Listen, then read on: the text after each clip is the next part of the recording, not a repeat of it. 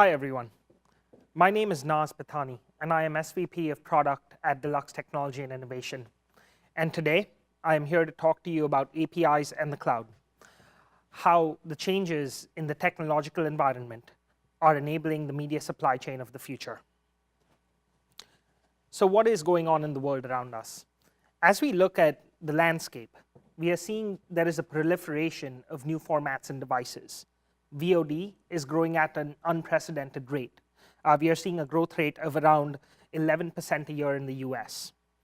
If you look at new markets and regions, different territories are getting more important. Windows are shrinking. It is important to get your content out in multiple territories in shorter time frames and even account for fast-growing markets such as China. And in the midst of all of this, there are a lot of new competitors. So being able to deal with companies that are entering the VOD space and the blurred lines in between a content producer and a distributor, the market is moving faster than ever. Facing the traditional supply chain in Hollywood, the issues that we have are the need to deliver more formats, to deal with more titles from more content producers, more endpoints and specifications. In fact, we deliver to over 900 endpoints alone, not counting the multitude of specifications required by them. Faster turnarounds, being able to deliver day and date, being able to deliver a turnaround of a DVD or Blu-ray that used to be 3 weeks to 2 months, to now having to do that in 3 days or 6 days. A more fragmented supply chain with tons and tons of competitors and vendors and partners alike. Very complex localization needs. What started out as subtitling and dubbing in a few languages has now ballooned to subtitling and dubbing in hundreds of languages, if not thousands, and even new formats like lecturing. And then the demand for 4K and UHD, HDR content, which requires more processing time and more processing power. And people say 8K is just on the horizon.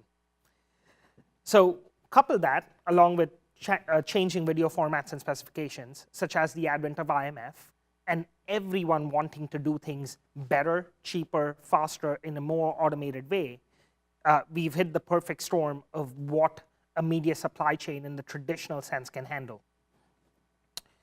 In order to change some of this, it really requires a strategic transformation of technology from the ground up, which means using some new approaches, using microservices, using a cloud-based architecture, having an open marketplace and open APIs, and then finding ways to centralize, but also being able to work nicely with everyone around you. And that is going to be the focus of the talk today. We'll talk about these concepts and give some examples of how they have transformed what it means for a traditional supply chain and how things have adapted and moved in today's world.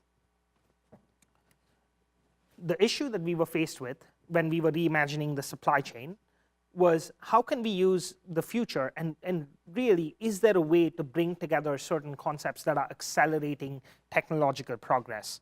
So the 4 areas that we will speak about are cloud-based architecture, microservices, open APIs, and finally, AI and machine learning. So let's look at a cloud-based architecture very briefly. Everyone knows what a cloud-based architecture brings to the table. Inherent scale, reliability, you now have the ability to pay as you go.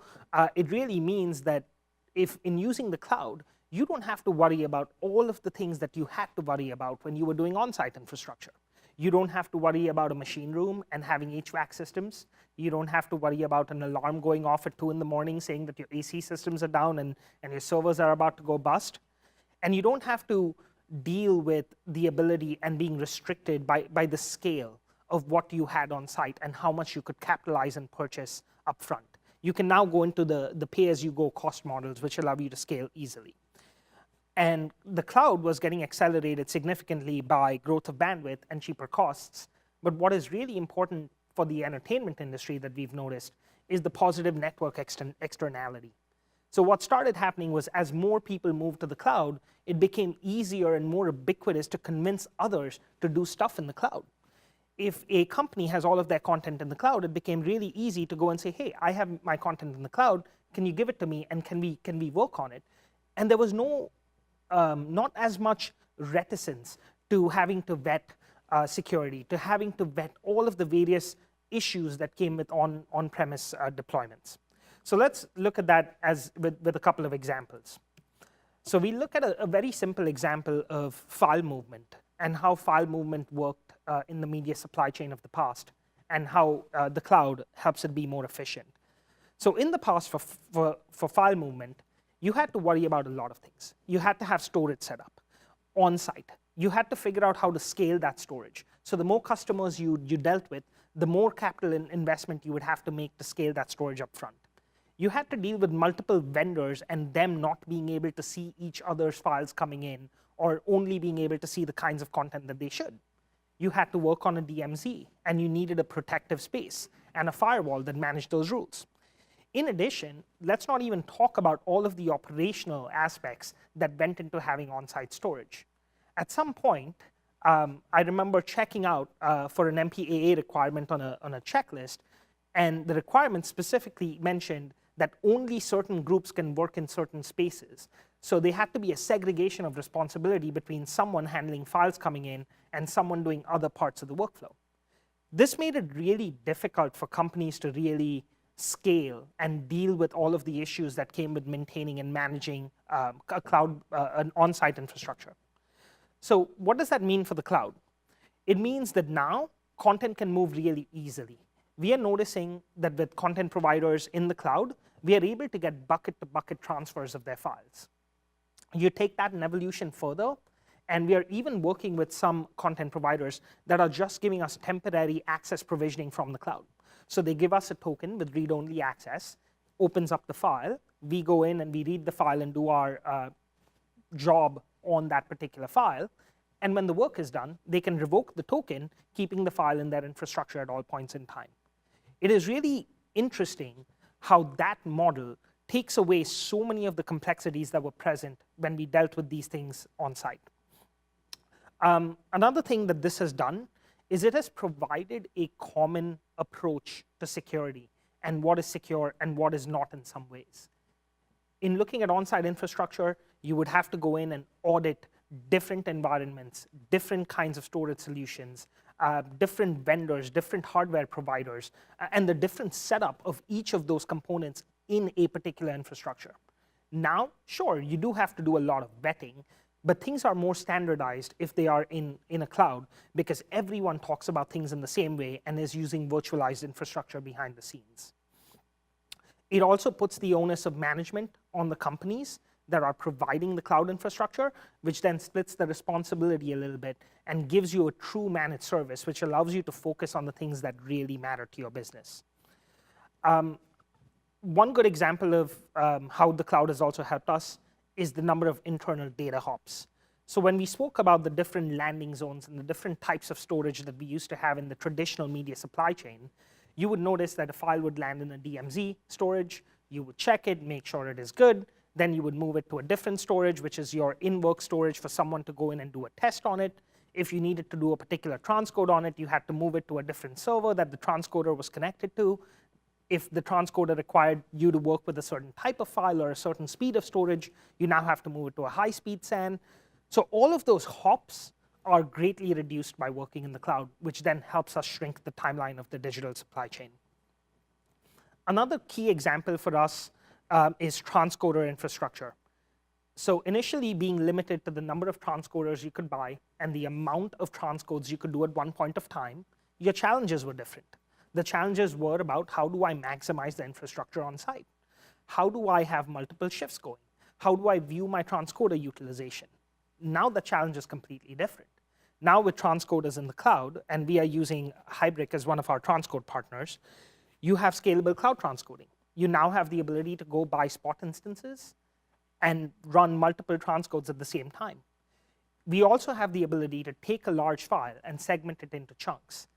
At one point, we were running a 4K transcode of an entire movie in less than 3 minutes.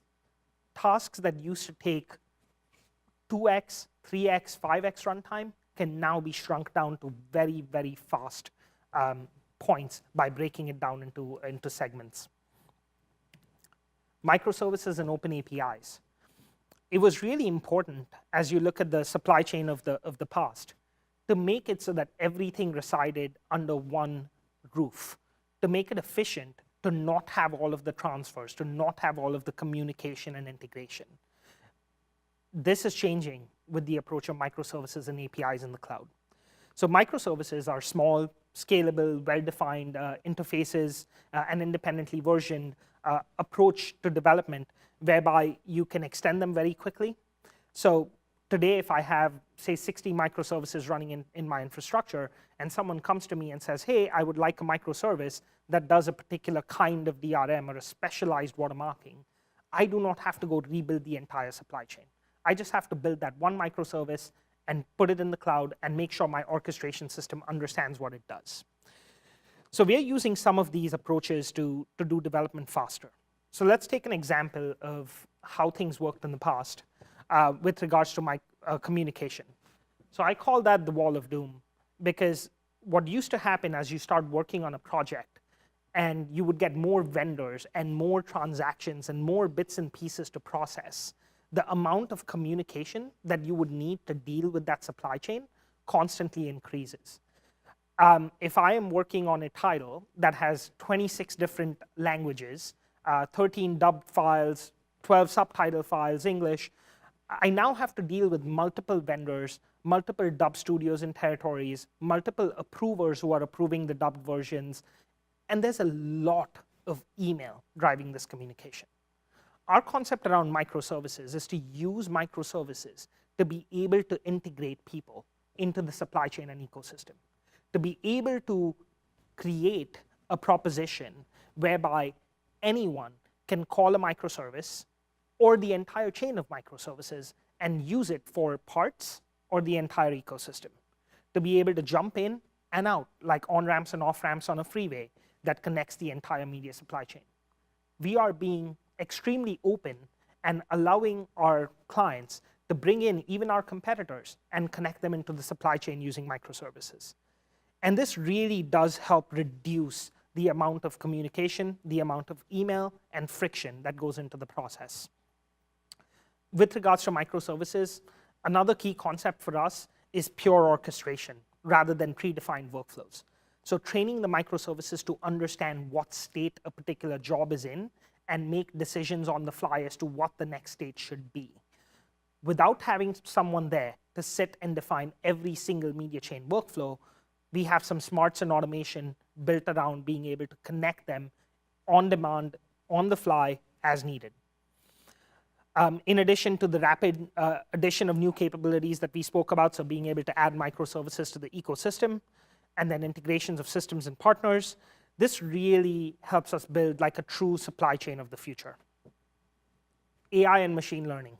Now, there are some things over here that are really interesting for the audience, and I know that we have additional speakers coming out where the entire presentations are based around AI and machine learning.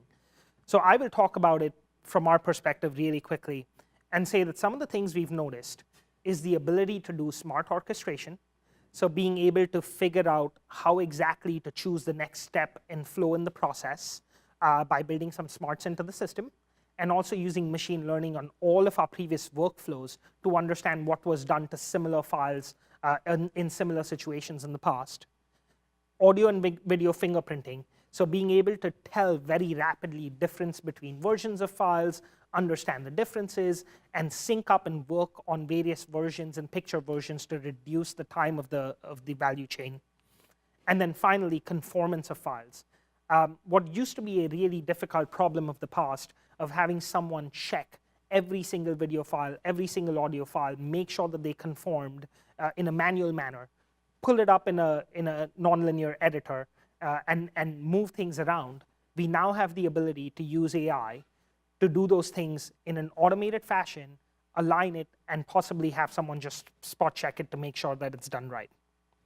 So those are some of the things that we are using to help build the media supply chain of the future. What this really does give us, though, one of the biggest advantages that is unspoken, is data. What used to happen in the traditional media supply chain is we lose data all throughout the value chain. Data generated during the dailies process, during the production process was all being lost. By providing microservices and allowing those systems to connect upstream, we now have the ability to collect all the data and make sure that the data flows all throughout the end of the value chain from lens to living room. How does this work for us? Really quickly, we get assets in from our customers, whatever kinds of assets they are. They come into our ecosystem, or we integrate into their ecosystem or a partner's ecosystem. You can use any one of Deluxe's services or divisions to do the work, or you can bring your own partners to do the work.